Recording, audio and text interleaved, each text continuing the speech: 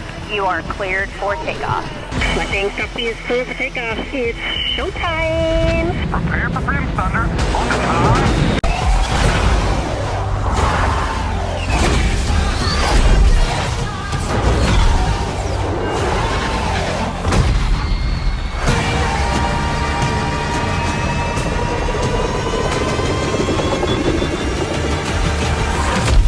Mwisi yihebwe n'urugamba rwo mu kirere rukoreshwamo indege z'intambara. Uruganda rw'abanyamerika rwitwa Lockheed Martin rwakomeje ku isonga kurusha izindi nganda zose zikora ibikoresho byose by'intambara bitandukanye, gusa cyane cyane higanjemo ibikoresho by'intambara byo mu kirere, cyane cyane indege ndetse na drone z'intambara. Mu kiganiro cy'umunsi kandi tukaba tugiye kuganira ku ndege idasanzwe yitwa F-55 Lightning II yakozwe n'uruganda rwitwa Lockheed Martin rw'abanyamerika, gusa akaba ari indege idasanzwe ifite ikoranabuhanga rigezweho kandi ryo muri kino kinyejana, bituma kandi b'indege idasanzwe ku rugamba mu gihe cyose yaba igiye kwataka. Indege kandi F-55 Fighting Lightning II ikaba ari indege y'intambara ikoresha kandi ikoranabuhanga ryo mu kiragano cya gatanu kigezweho. Bitewe n'ukuntu iyi ndege kandi F-55 Fighting Jet ihambaye, kugeza ubu ngubu ikaba itunzwe n'igihugu cya Leta Zunze Ubumwe za Amerika cyonyine n'ibindi bihugu bikeya cyane bifatanyije na Leta Zunze Ubumwe za Amerika mu kuyobora umuryango wa NATO, harimo igihugu cy'Ububirigi, Ubudage, Finland, Australia, igihugu cya Israel, Polonye, Ubwongereza, tutibagiwe kandi n'igihugu cya Korea y'Amajyepfo.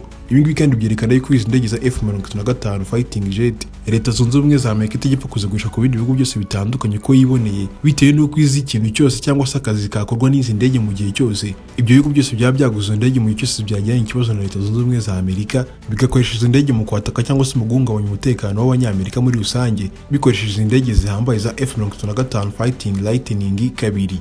Iyi ngiyi kandi akaba ari mpamvu ya mbere Leta Zunze Ubumwe za Amerika zahisemo kugurisha zino ndege ku bihugu bikeya cyane kandi nabyo bifitanye ubucuti budasanzwe na kino gihugu mu buryo bw'imibanire. Niba kandi uri mushyashya kuri uyu muyoboro, ndagushimiye. Nagusaba gukanda subscribe ukiyandikisha kugira ngo ujye ubasha kureba ibiganiro byacu bicukumbuye bica kuri uyu muyoboro umunsi ku munsi, ibiganiro bya politike, amateka, imyidagaduro ndetse n'ibindi. Gukanda like ndetse ugasangiza kino kiganiro abandi ni ubufasha bwanyu bwiza dushimira umunsi ku munsi. Nguhaye ikaze.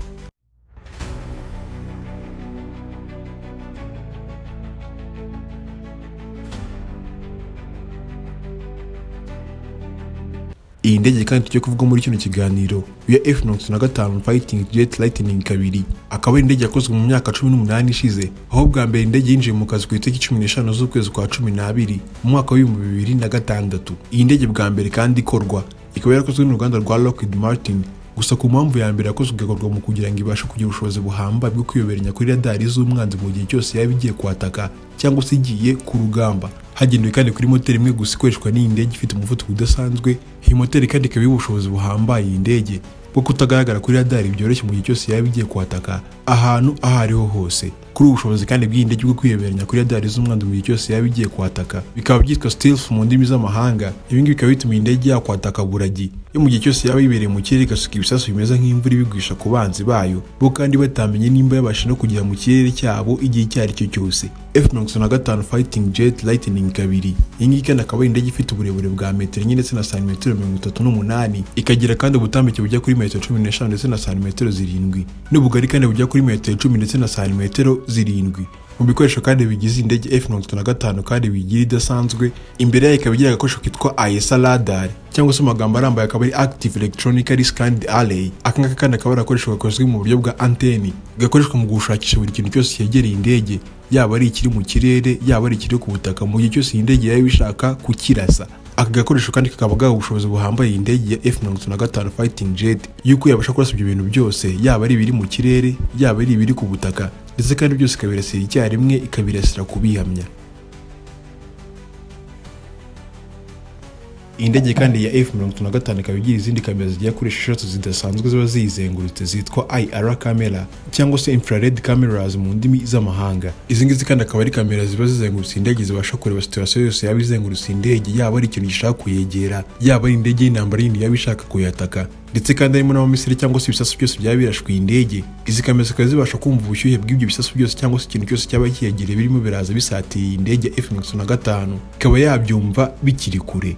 Ibi ngibi kandi bikaba bituma umupilote wese waba utwaye indege F-55 abasha kumenya ukuntu yazimya bino bisasu byose byaba bimurashweho cyangwa se akamenya uburyo bwose yakoresha mu kubihunga. Saka kamaro konyine kandi k'izi kamera zitwa infrared cameras ziba zizengurutse indege F-55, ahubwo nanone izi kamera zikaba zakoreshwa nka night vision mu kureba ahantu hari umwijima ukabije cyane cyane nijoro, bikaba kandi bifasha umupilote wose uba utwaye iyi ndege. Izi kamera kandi twavuze hejuru zigiye koresha 3 ziba zizengurutse iyi ndege, mu gihe cyose cyane nijoro zikaba zifasha umupilote wose uba utwaye indege mu kuba yareba imisozi imuri imbere ndetse kandi no gucunga indege yose yaba imwatatse gusa mu gihe cy'ijoro. Tugiye kandi mu gituza cy'indege cya F-35 Fighting Jet Lightning kabiri, ikaba ifitemo kandi gakoresho kitwa EOT cyangwa se Electrical Optical Target System. Akangaka kandi akaba ari agakoresho kadasanzwe gakoreshwa mu kurasa buri kintu cyose cy'abagerere ku butaka gusa kiri kugenda. Ahangaha harimo nk'imodoka y'intambara cyangwa se ikindi kintu cyose cyaba kirimo kiragenda. Aka gakoresho kandi kakaba gakoresha system y'uturangamerekezo cyangwa se kitwa coordinate mu ndimi z'amahanga mu kuba indege yashyira ikintu cyose kiri ku butaka hasi mu gipimo ndetse kandi kakirasira kugihamya. Iyi ndege kandi igenda n'imbunda mu rubavu rwayo yitwa 25mm Gatling gun. Iyi ngiyi ikaba yabasha gukoreshwa mu gihe cyose ibisasu byaba byananiwe cyangwa se amamisire yose agendanwa n'iyi ndege nayo yananiwe. Imbunda kandi biri mu rubavu rw'iyi ndege ikaba ibasha kurasa round z'amasasu zigera ku 181 mu munota, mu gihe kandi round imwe bigizwe n'amasasu agera kuri 20 yose asohokera icyarimwe muri iyi mbunda. Tugiye kandi munsi y'indege ikaba ifite ububiko bw'ibisasu byinshi bigiye bitandukanye. Iyi ndege kandi ikaba ifite ubushobozi bwo kubika uburemere bw'ibisasu bugera ku biro 907 byose. Muri misile zitandukanye kandi ziba zifitwe n'iyi ndege ku rugamba, akaba ari yitwa B-61-12 thermonuclear gravity bomb. Izi ngizi kandi akaba ari misile zihambaye cyane zikoreshwa mu gushwanyaguza ikintu cyose cyaba kiri kure, gusa cyane cyane ibiri ku butaka. Aho ngaho twavugamo nk'ibirindiro, imodoka zihambaye za antibari ndetse n'ibindi bintu byose bihambaye cyangwa se bifite ubwirinzi budasanzwe. Ku bindi bisasu kandi bitwarwa n'iyi ndege F-35 Fighting Jet Lightning kabiri, akaba ari igitwa GPU-51 bombs, nabyo kandi byakoreshwa mu kurasa hasi ku butaka gusa mu kurasa ikintu kidahambaye. Indege kandi ibasha gutwara ibindi bisasu byitwa G-down bombs bikoreshwa mu kurasa ikintu cyose cyabagerere mu kirere, harimo nko kurasa indi ndege yose yaba yatatse ndetse kandi harimo no kurasa indege zitagira abapilote cyangwa se zitwa drone.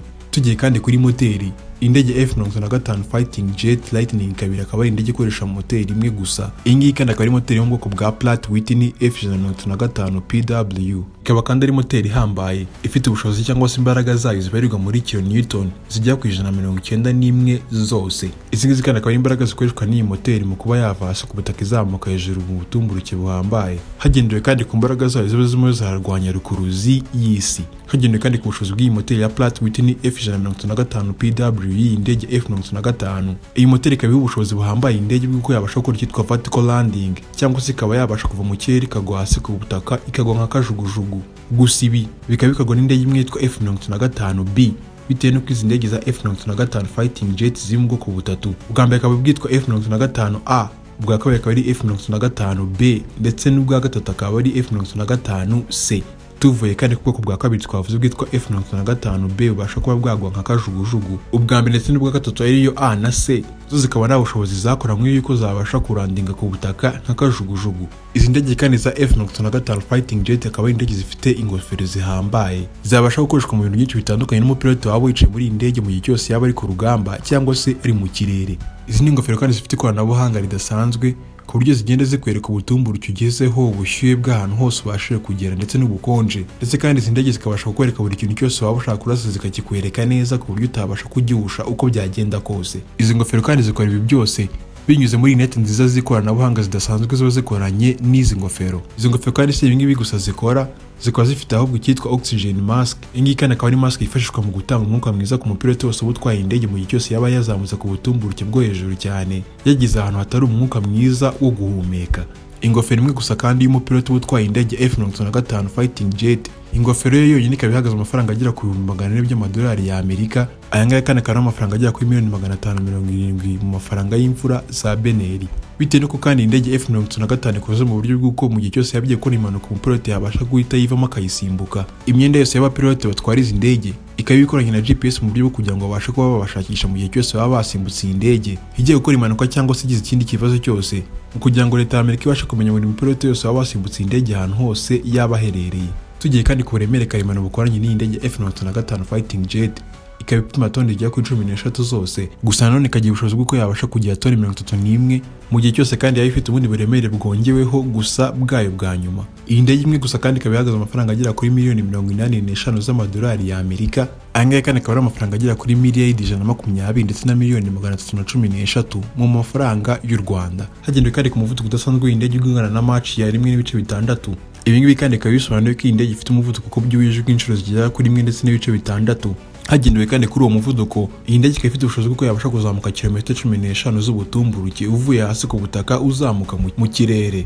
Kugeza ubu ngubu kandi Leta Zunze Ubumwe za Amerika zikaba zifite buno bwoko bw'indege bwa F-35 fighting jet bujya kuri 630 mu bubiko bwazo. Gusa Amerika ikaba itangaza ko bitewe n'ukuntu izi ndege zibakorera akazi neza ku rugamba, mu mwaka wa 2040 bateganya ko zafite indege zijya ku 1800 z'ubu bwoko. Ndagushimiye cyane wowe wari ukurikiye kino kiganiro kiri guca kuri Ozone Info. Ushaka kuduha inyunganizi cyangwa se igitekerezo, waca muri comment section muri ukacyandika tukazakiganiraho ubutaha. Ibiganiro byacu nakagaruka nawe ubutaha.